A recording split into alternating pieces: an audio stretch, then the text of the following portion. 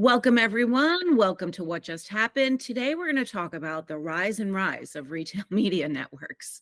And we have two great guests, Brian Gleason and Christy Arjulan. Hi, guys. Hello, Christine. Hey, Christine. Great to be here. Wonderful. Christy, super excited and can't wait to get into the discussion. Yeah, and Christine, thanks for having me today. Always happy to share my story in terms of what I'm up to, especially in regards to retail media, and also to be here with Brian. I came up through the media business on the advertising agency side. And have always either worked at creative agencies and was responsible for media strategy, or eventually made the leap to one of the media holdcos with media brands. I have run media for amazing businesses, everything from Schwab to Got Milk to Microsoft. Have done things very local and I've done things very global.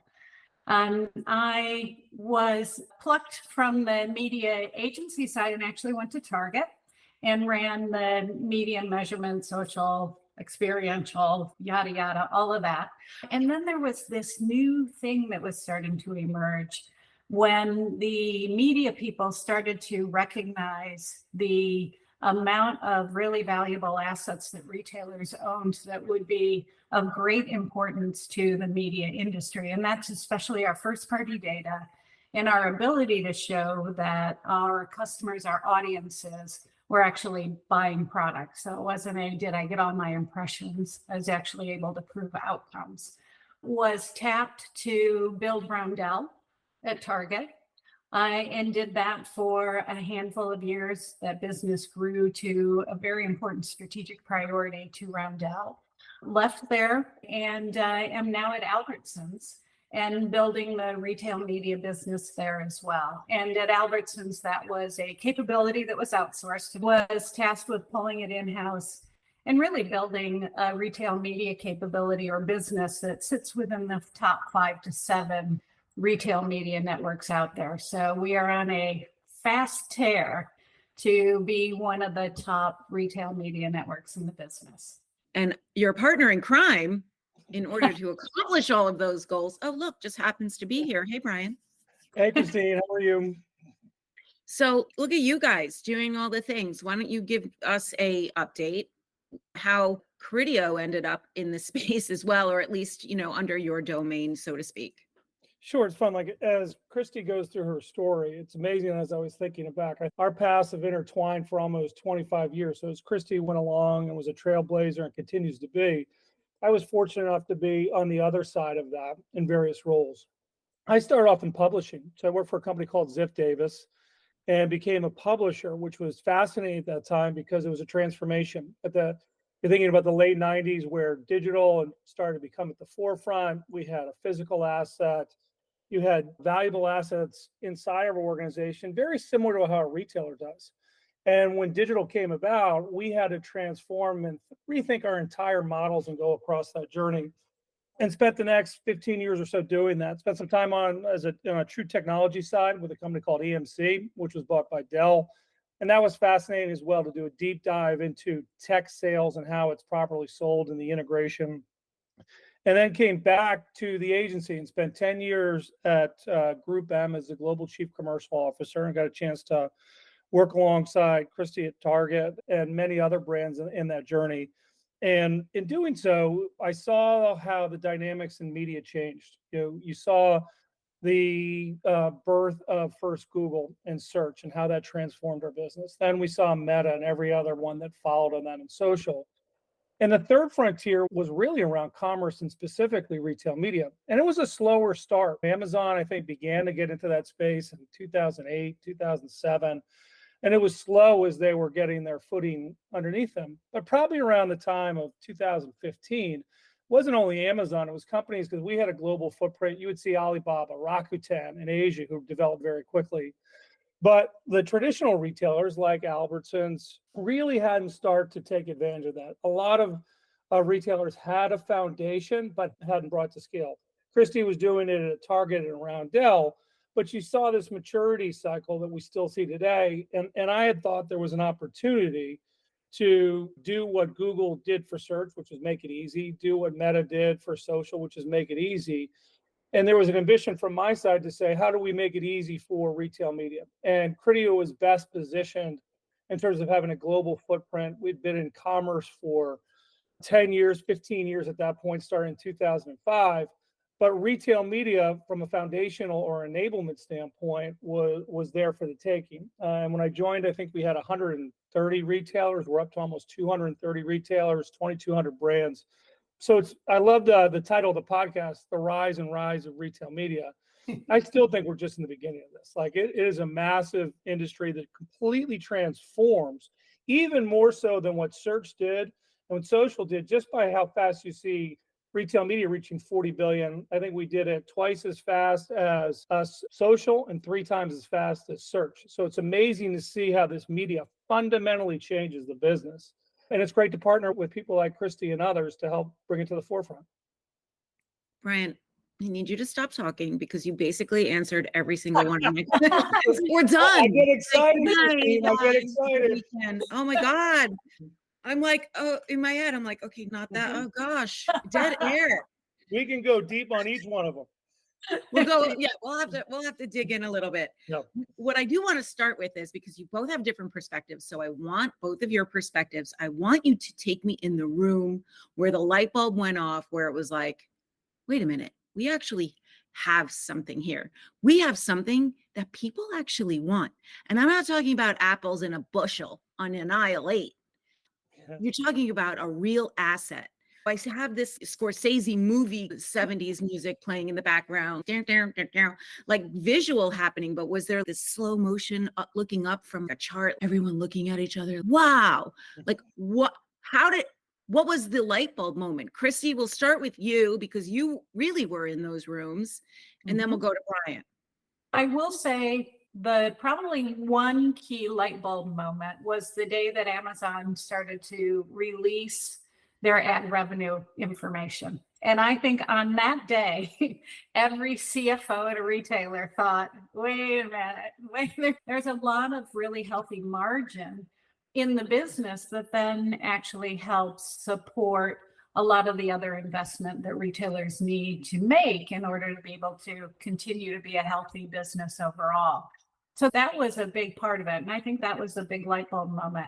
The advertising business, retail media in particular, is very different from the fundamentals of retail.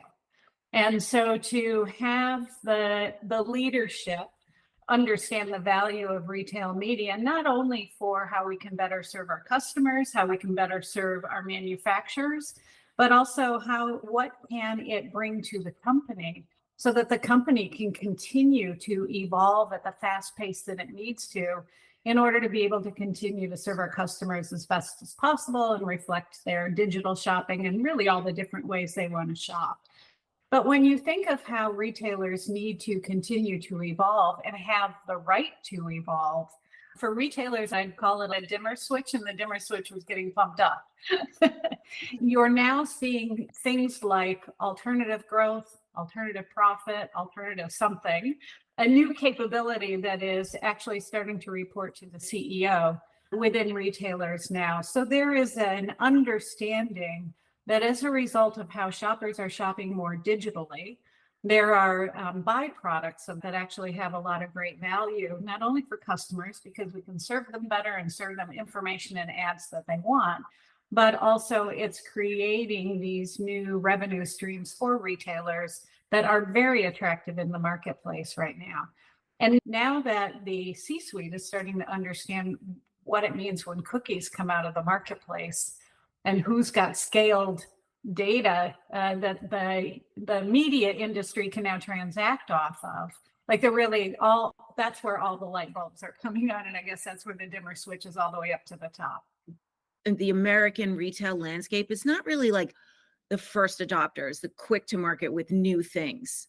And so there's usually a lot of hesitation and value add evaluation. And that's not a criticism. It's just usually quite slow. So that really does make more sense. It's not as dramatic as my Scorsese setting, but yeah, the dimmer going up is probably more accurate.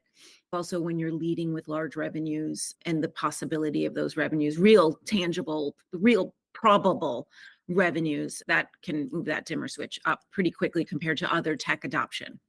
The other thing that happens is if you think of how trade allowances have worked over time, the paper circular, and where the revenue went for those, there's a lot of change management that has to happen in terms of how people are goaled and what is a victory versus it's just realigning priorities and goals within a company so that some of the old metrics start to evolve so that they reflect a more modern way that our customers are shopping now. Brian? I'll go back to it. I wish you did the sound effects and the music all the way through the podcast. I think that could be something special. I probably had three that I'll highlight at different periods of time. The first one was probably in 2017 or so, when working in an agency, you're always looking at your client's media allocation. And in many of them, the largest CPG to traditional linear television always took such a significant chunk. And you'd have search and meta and some other things. But in 17, I was looking at our allocation for one of our largest CPG brands and saw that retail media at that point, even that was 7 years ago, tipped over 30 or 35% of overall spend, which totally caught me off guard because I had known that this was significant, but I wasn't dealing with it every day. So it was all a top-down moment. And it was a light bulb to say, okay, at that time, a lot of that was still on Amazon, but there were so many things out there. And it was the performance that drove that spend. It was listening to the CMO at the time saying, I said, why is it going so far in this direction? He said, we see things here that we can't see anywhere else, which was a light bulb. The second one was last year, and I think it was Walmart CFO who came out. You think about Walmart just as a retailer, obviously they have scale, but it was when their CFO said, hey, listen, in 4 years, we're going to make more profit off of our retail media business than we will in the goods sold in our stores. That was a light bulb where it fundamentally changes. You think about the largest distribution from a retailer in the US physically, it's going to make more money off of them. The third, Christy was just talking to, retail media has been around for a long time in the store, whether it was the end cap, whether it was things that we saw, but it was all run in this way, and still is in many ways, that it's spreadsheet driven. And you start to think about the possibilities of connecting in-store to a digital world. I think we're getting digital and we're expanding well, but to connect that to the in-store was another light bulb. We're like, oh my God, I didn't think of this, or look at this, which is the exciting part of sitting in the middle of a rapidly growing business. We still see our shoppers, 80% of our total sales are through our physical stores, but they're shopping us digitally when they're in those stores. It's like what 70% of people will search in the store, but buy it. They're on their phone. You see it when you're walking through the grocery aisles, right? People are looking, trying to compare prices or do things. What are your thoughts on how big it can be? We get 34 million of our customers through on a weekly basis, and they're coming through our stores. And Brian and I have talked about this. The greatest opportunity sits in terms of how we bring digital platforms into our stores. So digital signage in particular, and how do we program customers' experiences are going through our stores, as he was alluding to as well. A lot of the things that are in our stores right now that are advertising are still on paper. And it's a big capital investment to put all the digital screens in the stores. And then where's the singular ad server? So that I have one version and I hit the button, and then I've got a format for the fuel tanks on our gas stations, and then I've got a format for the deli counter, and then I've got a format for the cereal aisle. It's just a really disorganized media environment right now in terms of being able to execute in-store at scale from a digital perspective. And once we crack that, I think you'll really start to see a nice shopping environment. There are some retailers outside the US that are doing a much better job of this. And a lot of it is because they were very purposeful in how they thought about pulling digital signage, starting with what's the Wi-Fi capability, and how do you pull digital signage throughout the store and have it accompany the customers as they go through. And that is coming to the US. It's been identified many times as being the big opportunity, but it's still hard to find a solution for it. Why wouldn't, instead of doing digital screens in the store, Why wouldn't the capability be unique to each person's own phone that they have? I feel like that would be a CapEx opportunity, improvement, or savings. You raise a great point. So the first thing to go back to is I think everybody's trying to enhance the consumer experience. For the retailer, one of the most valuable assets they have is their loyalty data. So to your point, I think every retailer's ambition would be to get as many people using their application to be able to use that and have a seamless experience, right? From your phone to the in-store to digital. But that is a heavy lift. It's not as easy as it sounds because most retailers are not technology companies by nature. So you have to develop those programs and build those teams. I think it's a journey that people are going on. Christy raised a great point in terms of it's different all over the world. What I do think we're getting better at is learning from one versus the other, understanding the customer experience and trying to make it seamless. We acquired a company a year ago to try to enhance the in-store capabilities to reach what Christie's ambition was that, hey, can I have one thing that ties this all together? Because it's very difficult if you have different features and things. It makes it hard for the retailer to manage it. And it makes it even harder for the brand to be able to buy it. And that's what we're trying to solve is how do we connect the pipes? Retailers are being incredibly thoughtful, rightly, and thinking about how they bring these things and these experiences, not just to please the brand, but to please the consumer as well. Does it enhance the experience and make it better to shop? They're nowhere without the consumer. Any retail media growth is predicated on pleasing the consumer and getting them to come back to the store, increase their basket sizes when they're in. It takes the consumer experience, and you can imagine how that would impact if a retailer went in and suddenly had 22 ad slots on their page that detracted from people buying goods and services. Christy, it's almost like, to Brian's point, it's like it's happening, but it can't appear that it's happening, right? Did you find that to be a challenge? Do you still find that to be a challenge? How do you handle that? The most important thing is that it be done in the spirit of the agreement that we have with our customers for how we're going to serve them and how they agree to provide their data and what we do with it. And so there is a really important balance that we always try to strike in terms of how many ads do you serve to make it accretive to their experience versus a detriment to their experience. And we take a lot of time to make sure that we're balancing that. So we work with our CX digital teams who are responsible for our app experience and our site experience very closely to make sure that we have the right balance. We will test how many ads is appropriate to serve versus what's too many. We look at what other retail media networks are doing to understand. You can take away from that what they're learning in their testing as well. But it is a constant conversation about what to monetize and where to monetize. We do things like if you run ads at the very bottom of the page, you have to assume at that point that customer is now exiting their digital experience. And so is there a way to monetize that as they're exiting and serve them ads that maybe don't have to do with the food and the products that they're looking to buy from us, but that's where you'll see a lot of non-endemic activity as well. So there's a lot of design and thoughtfulness that goes into it. To your point, we're nothing without our customers. And if we breach our agreement with them in terms of what kind of experience we want to create for them, we hurt the total business. And that's not our intent at all. And that's something we're very careful about. Brian, when you have customers who don't have a retail media network and then they're like, they wake up and they go, we're ready. And they call you up. Hey, we're ready. How does that work? What happens there? We've done a great deal of work on our side to help bring people along the journey. Our business is a technology platform, but we'll bring services if needed, right? So if they need certain services to help them build, but those are modular in the approach. You can pick and choose what you feel works best for you. With someone as established as Christy was with Albertsons, when we were fortunate enough to be selected as a partner, Christy had an established business. So that's a much different discussion, which that is a year-long conversation to make sure that the integration works properly, very in-depth with her technology team, with my technology team, because you have to make it seamless to the consumer and to the business when you're going through that. Both Christy and I are passionate on something like standardization.